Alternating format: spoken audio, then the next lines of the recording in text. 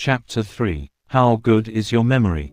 When you learn any kind of new subject or skill, to see how much you have improved, it's good to see where you started from. So this chapter is designed to provide you with a baseline showing how you feel about your ability to remember now and how you perform on different types of memory tests. Then, you can repeat the tests after you finish this book and examine the changes. You should expect to do better the second time. These tests will give you a general idea of where you are now, though they are not scientific tests. The first test depends on your honest assessment of your memory abilities, and it depends on both your own candor and how accurately you make your assessment. If you approach the test with a similar attitude both times you take it, now and after 30 days, you should be reasonably accurate in assessing your own feelings and perceptions about your memory. In the second set of tests, there is a problem with taking exactly the same test as a before and after test, because anything you remember about the first test will improve how you do on the second one. I have tried to overcome this problem by giving you similar types of tests to take before and after you read the book, so you can compare your score. Using the techniques you have learned, you should do better after 30 days. Keeping those cautions in mind, here are the tests. I have drawn inspiration from the memory tests in a dozen different books on memory, but I have mostly come up with my own items. For the objective tests, there is a before and after set for each test. Just look at the first set you are taking, and wait until you have finished the book to take the second set. Otherwise, if you look at the second set now, you may influence your results when you take the test again, and therefore any improved results won't be valid. Self-assessment. This first test will provide you with a baseline measure of your feelings about how good your memory skills are right now. Test number 1. Assessing your memory skills. The following test is designed for you to subjectively reflect on your memory abilities now. Make an extra copy of this test, so you can answer it again after you have spent a month working on improving your memory. That way, you can monitor any improvement. The first time you take the test, answer each question as honestly as you can and total up your score. This will help you notice the areas where you especially need to work on memory improvement, such as learning to pay better attention, increasing your ability to encode information, and improving your ability to retrieve names, faces, places, and dates. Rate your memory on a scale of 1, you forget most or all of the time, to 5, you typically remember very well, and then obtain an average for each category, total up the ratings in that category and divide by the number in that category. After you finish rating each particular item, find the average for remembering that type of information. Then, look at your ratings to assess how well you are doing in different areas. Commonly, you will find you remember best those things that are most important to you, since you naturally pay more attention in those areas. But, where are you especially weak? Those are areas ripe for improvement. Use this test as a guide to help you determine where you especially want to increase your memory. Later, after you have worked on developing your memory over the next month, or however long you take to do this, retest yourself without looking at how you rated yourself before. Afterwards, compare your before and after ratings. Generally, you will find you improve, though your subjective ratings can be affected by other factors, such as how you are feeling when you take the test. In any case, your second set of scores can help you decide what you want to work on next if you want to continue to improve your memory. In fact, if you're into charts and graphs, you can plot your ratings every month to chart your continued progress. Objective tests of your different memory abilities.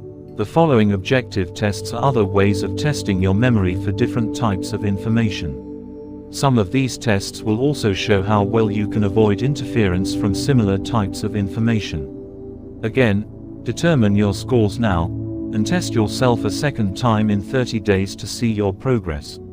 And if you continue to work on improving your memory, try testing yourself every 30 days. To avoid the effect of remembering what you have previously learned from a test, test yourself with an alternate version of the test, such as new sets of words and faces. You can use set 2 for your second test, or work with a friend or associate to create another version of the test for each other. For example, ask a friend to come up with a list of 10 random words for you to remember. Remembering random words. This is a classic test that memory researchers use.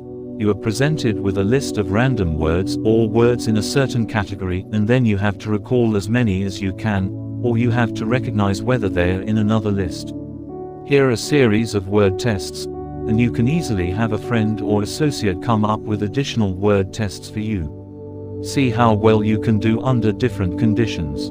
There are 2 sets, one to test yourself now, the other to test yourself later. Get a sheet of paper and a pencil to write down your answers and scores. Test number 2A, immediate recall. Take a minute to look at the following list of words, then close the book, and see how many you can write down correctly from your memory in a minute or 2. Then, when you finish, look in the book and score 1 point for each correct word, subtract 1 point for each incorrect word, and total your score. Test number 2B, delayed recall. Now see how well you can do when you engage in another activity before testing your recall. As in the first test, take a minute to look at the following list of words, then close the book. But before you try to recall, do something else for 20 minutes. Do whatever you want, such as taking a walk, reading a newspaper, having a snack, or shooting baskets in your backyard. Just don't think about the words on the word list. Then, see how many words you can write down correctly from your memory in a minute or 2. As before, when you finish, look in the book and score 1 point for each correct word, subtract 1 point for each incorrect word, and total your score. Compare your results with the immediate recall test. Generally, you will recall less than when you immediately tried to recall the words. This will give you a general sense of your ability to retain information in your working memory and how quickly you forget. Recognizing words with interference. How well can you recognize words that you saw when they are mixed in with other words that you didn't see before? Test number 3A, immediate recognition. Take a minute to look at the left-hand column, set 1, of the following first list of words, then cover up these words with a sheet of paper, and look at the left-hand column of the second list, directly below it. Check off which words you just saw on the first list. When you finish, look at the first list again, score 1 point for each word you recognized correctly, subtract 1 point for each incorrect word, and total your score. At the end of 30 days, repeat the test with the words in the first list in the right-hand column, set 2, and the words in the second list. Test number 3B, delayed recognition. Now how well can you recognize what you saw when they are mixed in with other words that you didn't see before when you engage in another activity before seeing what you can recognize? Take a minute to look at the left-hand column of the following first list of words, then cover up these words with a sheet of paper. But before you do the recognition test with the second list, do something else for 20 minutes. Again, do whatever you want, such as taking a walk, reading a newspaper, having a snack, or shooting baskets in your backyard. Just don't think about the words on the word list. Then, for the test, look at the left-hand column of the second list directly below it and check off which words you just saw on the first list. When you finish, look at the first list again, score 1 point for each word you recognized correctly, subtract 1 point for each incorrect word, and total your score. Then, compare your results with the immediate recognition test. Generally, you will recognize less accurately than when you immediately tried to recognize the words. This will give you a general sense of your ability to retain information in your working memory and how quickly you forget. At the end of 30 days, repeat the test with the first list of words in the right-hand column, set 2, and the words in the second list, directly below it. Remembering lists and directions. Following are some tests for remembering lists, such as a shopping list, and directions. How well can you recall what's on the list?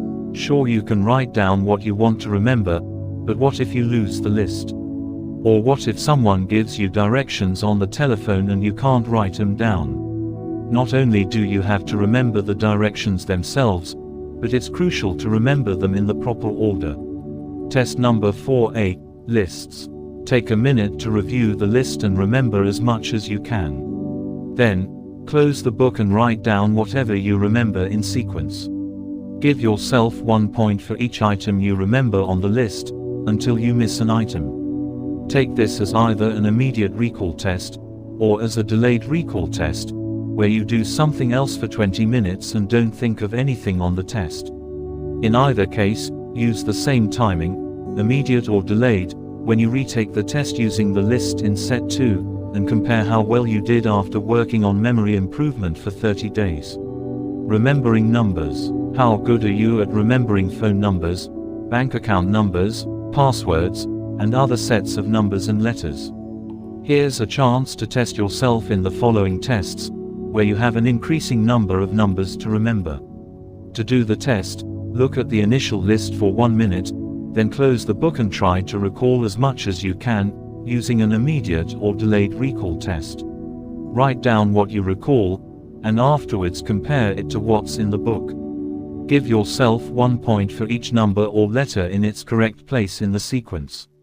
Remembering faces and names. How well are you able to remember faces and the names and occupations that go with them? In the following test, you'll see a dozen faces with the information about them. Then, you'll see a set of faces that includes most of the faces you have seen. How well do you remember if you have seen that face, and how well do you remember what you know about that person? Test number 6.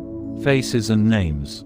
Look at the following set of faces for 4 or 5 minutes, then cover it up, and see how much you can remember in the second set.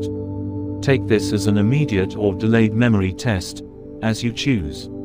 After you fill in as much information as you can for the faces that were in the first test, give yourself 1 point for each correct face recognition, 1 point for the correct name, and 1 point for the correct occupation. Subtract 3 points for each face you incorrectly identify as having been in the first test. Then, try this test again in 30 days, and compare the results. Make sure to write down whether you took this test immediately or after a delay, so that when you repeat the test, you use the same conditions. Remembering images. Finally, how well do you remember what you see? To test yourself, the first is a recall test where you draw as much as you can remember. The second is a recognition test, in which you try to remember which images you saw before and what's missing. Test number 7a, draw it.